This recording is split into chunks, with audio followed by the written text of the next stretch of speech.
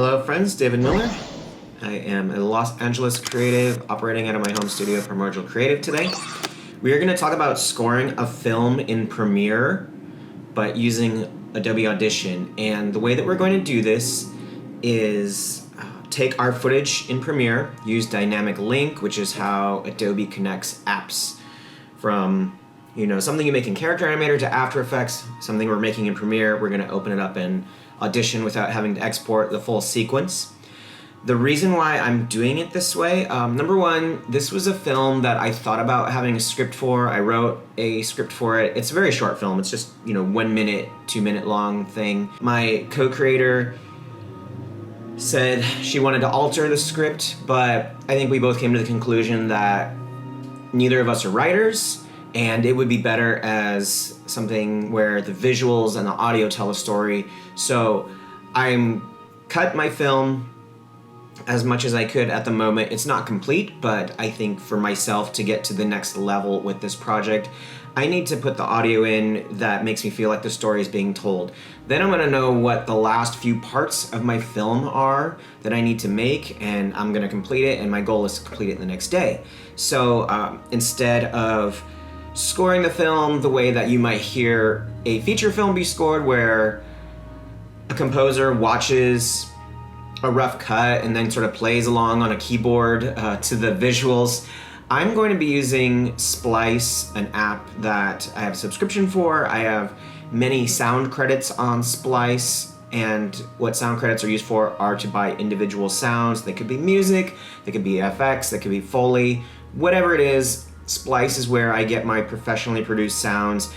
Easy to search, easy to find things in a certain key, a certain tempo, things. I can search by adjectives. I also can search for Foley and effects, which are the sounds besides music, the non-musical sounds that go into a score, a composition, a song, whatever it is. So I'm going to first open my film from Premiere, which is a nested sequence that has all the stuff and the cuts. Has almost no audio, just a little bit at the end. Doesn't really matter because that is just empty audio. I'm going to open it through dynamic link by going to edit, and then we see where we can open this in Adobe Audition. And now in Audition, we have our film in a multi-track, which we can scrub through. Multi-track are layered sounds, so you can have as many tracks as you want for sounds, and sometimes it's good. Sometimes it gets really complicated when you have too many. I'm imagining that this project will end up having something like 6 or 7 tracks of sounds, because I don't want everything happening all at once. I can't have everything happening all at once. Obviously, if there's like leaves rustling, but sort of like a musical score going along with it, they need to be on separate tracks. They can't be on the same one. And the benefit of having multiple tracks is, one, you can turn down the sound of a track. So if I have ones that are like footsteps, bones crunching, leaves, that's probably gonna stay like a consistent level audio-wise, but the musical bits might be louder and softer depending on what's happening on screen. Also, having multiple tracks means I can do some panning, where maybe track 1 is a center channel, meaning that the same kind of sounds come out of your left and right speakers. Track 2 might be more to the right, and track 3 might be more to the left.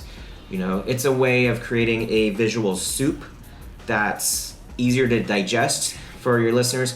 Also, it's a way from stopping the sounds from all piling up in the center channel, because if you have all your sounds happening across both speakers at the same time, there's only so much audio real estate you have to work with.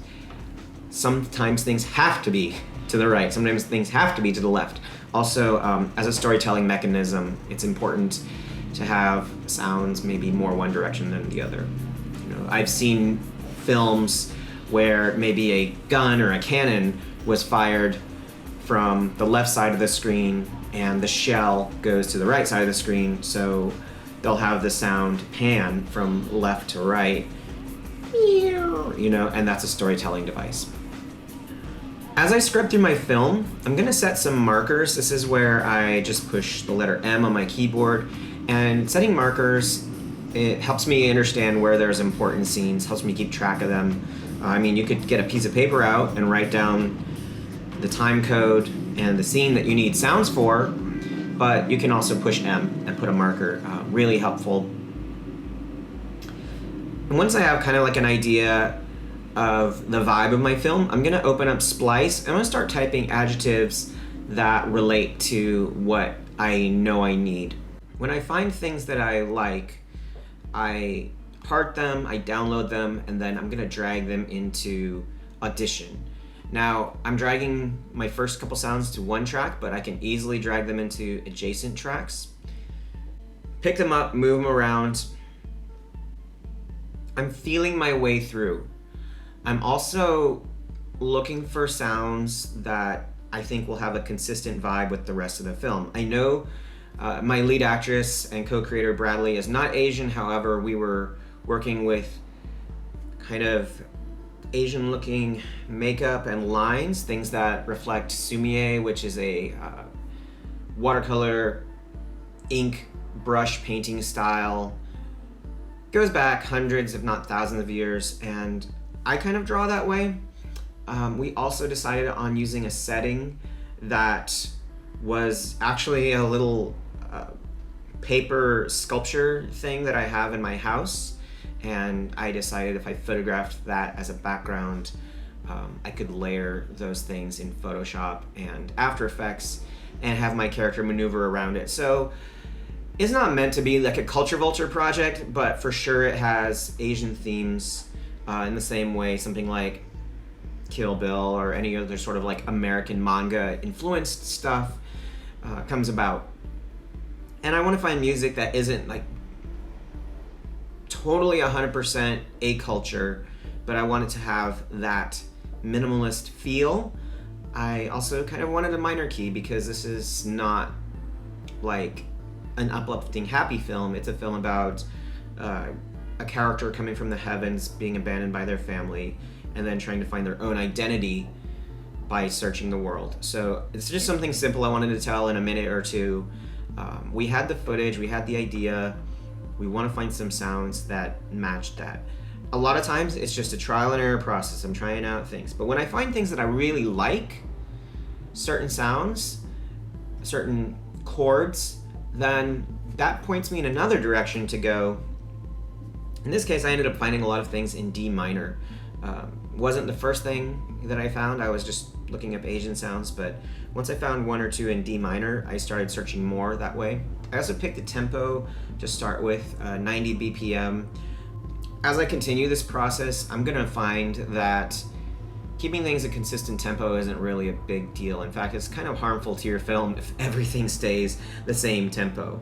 You can't stop, slow down, speed up, change your atmosphere. Certainly when somebody scores a film on their own, there's no reason for them to stay in the same key, but this is a 2-minute film and I wanted to keep it unified. When I have things happening on screen that are sort of like the drop, you know, I wanted a bass drop, and to keep it unified, that's a one shot, it's not a loop, it's just a boom kind of thing, but I still wanted it to be in D minor just because I want it all to feel as one piece. Once I've scored the film to the point that I'm happy with, I can easily find something in different keys. I could find rhythm tracks if I wanted. Not sure where that's going yet, but this is me being intuitive about the sounds I'm choosing and then dropping them in. We know the parameters, what we're working with, because we have the film on screen in Audition, and we're filling in the blanks. Each new blank I fill in helps me go to a new direction that the previous blank pointed to.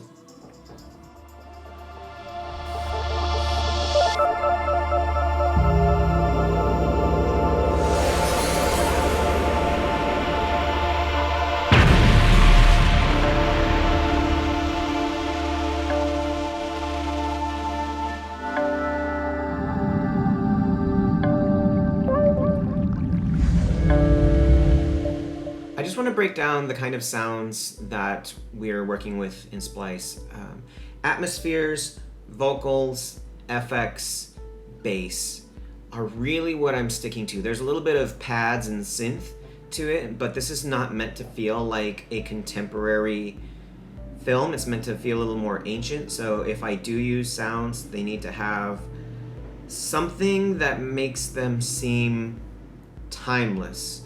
The worst thing you could do is, in my opinion, create a film that is set in a particular era and that has nothing but contemporary sounds to it. I know there's some filmmakers that do that and that are fine with that, and actually that's part of their aesthetic to have mismatched sounds, but I got enough going on in my film already. I just want it to be unified as one thing. So as I drop these in, I'm going to space them out. I'm going to grab the handles on the ends of the sounds and fade them in and out so they're not, start and stop right away. And also a lot of the atmospheres I'm grabbing are pretty long, but they're not as short as I need for the scene. So I want to have them fade out and feel organic, as if this is all like one flowing soundtrack, not just a song, then it stops, then another song, a sound, then it stops, another sound. Some of the sounds that I am using are not long enough for the sequence I want them for. So I'll actually open those individual waveforms up, Command A to grab all, and then Command C to copy it, and then I'll paste it, Command V at the end of that. I'll all of a sudden create a loop. When I go back to my Audition multi-track, it's still the same length. I need to grab the end of that sound and drag it so it now conforms to the loop that I've created.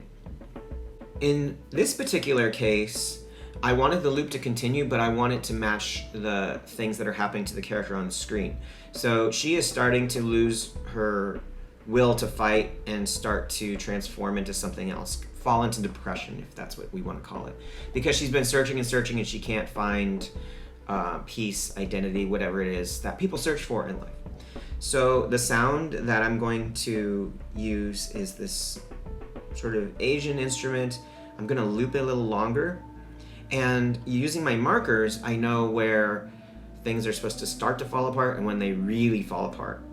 The effect I'm going to apply is the Doppler effect, and Doppler is kind of like if you had a jump rope and you swung it over your head and you hear that whoop, whoop, whoop, or like a fan in your room and you kind of speak into it and it chops your voice up. That's the Doppler effect.